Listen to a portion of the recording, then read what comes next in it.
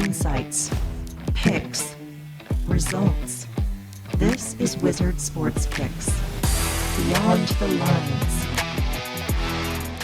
Welcome to another edition of Beyond the Lines, presented by Wizard Sports Picks for Thursday, November 20th. Ian Cameron with you. You'll have to bear with me on this edition of the show. I'm under the weather, battling a sore throat and a cough, but no rest for the weary. We are here for you to give you your daily Beyond the Lines video and some free picks as well in this video. Reminder to check out wizardsportspicks.com.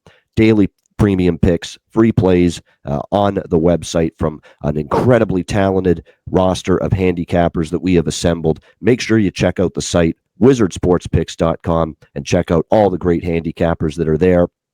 For me, it's been a very solid overall profitable run from day one on the website. We're having a profitable college basketball, NHL season, NFL season so far. So looking to keep that going. NBA, we've cashed back-to-back winners with Utah and the Lakers over on Tuesday night, and the Toronto Raptors on Wednesday night with their win over the Philadelphia 76ers. So we're seeing the board very well in all sports. So I encourage you to check out wizardsportspicks.com. All right, we're going to give you three picks on this edition of Beyond the Lines. We're going to give you two on the ice in the NHL, and I'll give you an NFL Thursday night football opinion as well for the Buffalo Bills-Houston Texans matchup. But we'll begin in the NHL with the Columbus Blue Jackets taking on the Toronto Maple Leafs. We have Toronto anywhere from about minus 113 to minus 120 as home favorites. The total 6.5 here in this game.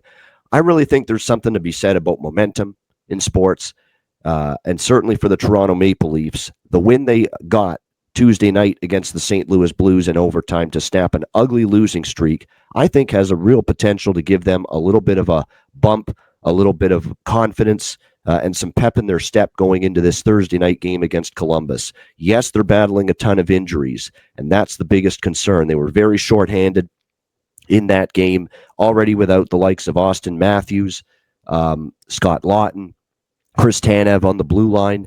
Of course, a late scratch and late absence due to injury was Matthew Nyes in that game.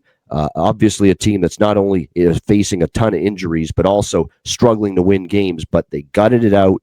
Craig Berube's been pleading with his hockey team to play better defensively and play harder in their own zone, and they responded with, I think, one of their better defensive efforts in that victory over the St. Louis Blues. They'll be looking to build on that here against Columbus. This is a rematch of a game that took place a few weeks ago in Columbus. It was right at the beginning of when the Leafs were starting to go into their cold streak, losing 6-3 in Columbus. So you've got a mini revenge situation here for the Leafs. But I like the momentum. I think the Leafs can build on Tuesday night. You look at Columbus, they've been very much up and down of late. They're coming off a shootout win against the Montreal Canadiens the other night. It was a game where they had a lead. Montreal came back, tied it, but the Jackets were able to emerge victorious with the shootout win. Now they go to Toronto. They face a Leafs team that I think getting that win was just huge for the morale of this team. Now they could once again be shorthanded, be definitely missing a few key pieces, but I like the idea of backing the Toronto Maple Leafs here, coming off getting that win. And it's amazing how sometimes when you're on a losing streak, one win can start to turn things around. William Nylander was terrific. The overtime goal he scored was fantastic. You look at the additions, the guys that stepped up due to the injuries. Sammy Blais with a great assist on one of the goals. He was only in the lineup because of all the injuries. Jacob Quillen, called up from the American Hockey League, had a pretty solid game.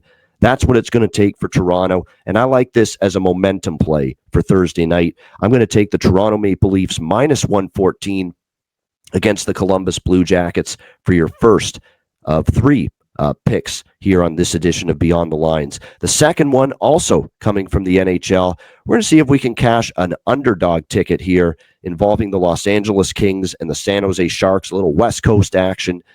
Los Angeles minus 170. Road favorites, 6 the total in this game. This is a weird spot for the Los Angeles Kings. This is a team that's been on the road for a long time. 5-game road trip out east, playing Pittsburgh, Montreal, Toronto, Ottawa, Washington, all on the road. They ended up having a pretty good road trip, 4-1 on the road trip so far. They lost their first game on the road trip against Washington 2-1 on Monday night. And now they go to San Jose here to face the Sharks at the very end of this road trip. And you just wonder at this point, it's already been a winning road trip. Kings probably going to be very excited to get back home after this, and waiting them here in San Jose for this final road game on the road trip for the Kings is a San Jose team playing with great confidence, coming off a 3-2 overtime win here at the Shark Tank against the Utah Mammoth. Macklin Celebrini, an outstanding season, has a hat trick, including the game-winning goal against Utah in overtime, which was his hat trick goal in that game. And the San Jose Sharks are really starting to build some momentum, some confidence.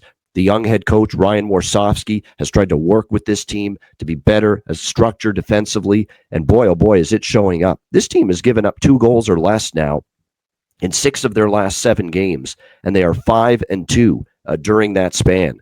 So San Jose, with all the talk of Will Smith and Macklin Celebrini and William Eklund, and a lot of the great talent they have in offensive game breakers, I don't think enough people are talking about how much better they're playing defensively right now.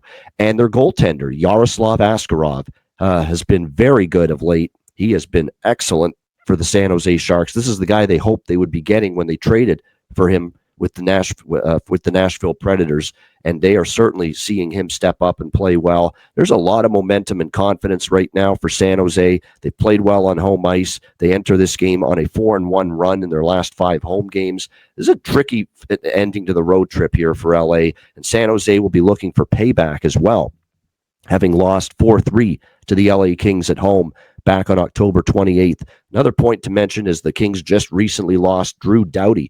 Obviously, a stalwart defenseman, Hall of Fame bound for sure when his career's over, top pair defenseman. He's going to be missing some time.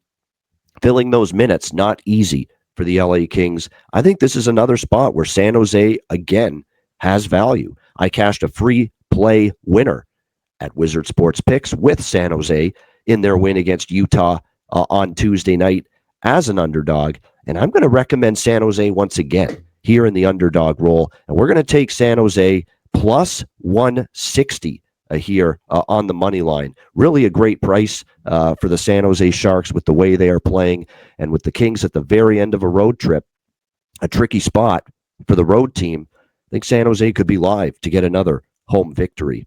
All right, let's wrap up this video with Thursday night football, NFL on Amazon Prime. We have the Buffalo Bills taking on the Houston Texans. Buffalo, a 6-point road favorite currently in this game, 43.5 being the total. The money's come in on Buffalo early in the week, and obviously we're talking about a Bills team that impressed many with their 44-point performance in a victory against the Tampa Bay Buccaneers last Sunday. The offense started to click. Josh Allen was great, but what was not great in that game was the defense, and especially the run defense. The run defense is still a problem for this Buffalo Bills team. Sean Tucker ends up getting 106 rushing yards for the Tampa Bay Buccaneers, and the run defense continues to be a big problem for the Bills. Stopping the run has been a struggle for them, and it's something that concerns me. When you're laying points of this magnitude, nearly a touchdown on the road, and your defense is having a tough time stopping the run, that's definitely a concern in my book for the Buffalo Bills. Now, here's the thing with Houston. I'm sure a reason, too, for the Buffalo money is the Houston injury situation. Jalen Petrie in the secondary, who's a key piece of that unit, didn't play last week, may miss this game, too. They've had some other injuries. But the big one, of course, is C.J. Stroud. He's missed the last few games, and Davis Mills is not going to attract a lot of betting market love. That's just the way it is. But Davis Mills is a steady, capable backup quarterback. I'm not going to try to sell you that he's great, but he can step in there and give you a chance to win. And that's all we're asking for here with Houston as a 6-point home underdog. It was ugly against Tennessee for the Houston offense. They really had to grind throughout that game. It was a struggle, but at the end of the day, when Davis Mills needed to get that team down the field to kick the game-winning field goal, he was able to do it. He played a clean game, no interceptions, 26 of 41, 274 through the air, passing yards, 1 touchdown. He did enough. in that game. And the Houston defense is still very good. They had no run game to speak of, Tennessee. And like I said, the Houston team all year, their strength has been defense. So I'm not sold the Bills are going to march the ball up and down the field. Keep in mind, if the Texans continue to play good run defense, James Cook is negated. That means Josh Allen's going to have to do more in the passing game. And this is a very dubious Bills receiving core right now. They're looking for options. Dalton Kincaid, the great tight end, didn't play last week.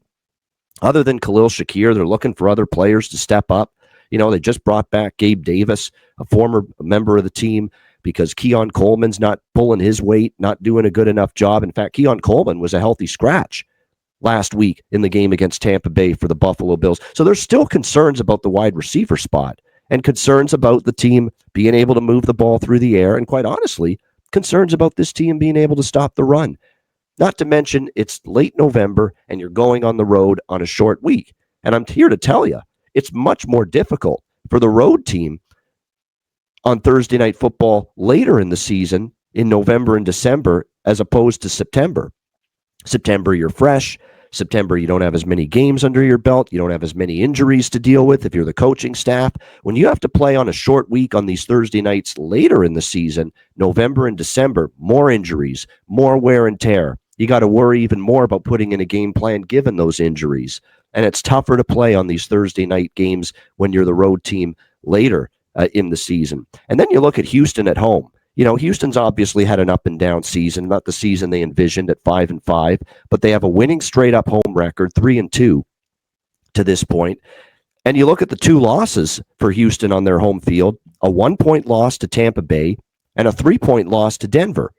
The two losses that Houston's had at home. And in those games, they were right there with a chance to win. And the Denver loss, that was the game C.J. Stroud got injured and Davis Mills had to come in. So they're 3-2 at home. And the two losses to Denver and Tampa Bay, both pretty good teams, by the way, were by 3 points or less. I think the Bills now are just laying too many points. And I think even with a backup quarterback and Davis Mills, the Houston Texans can do enough to cover this number as a home underdog on Thursday night.